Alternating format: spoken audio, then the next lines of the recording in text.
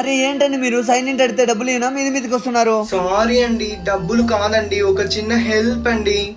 ఏం హెల్ప్ అండి? Please please అరే ఏంటి ఎక్కడికండి? అమ్మా, అబ్బా నా వల్ల కావడం లేదు దేవుడా.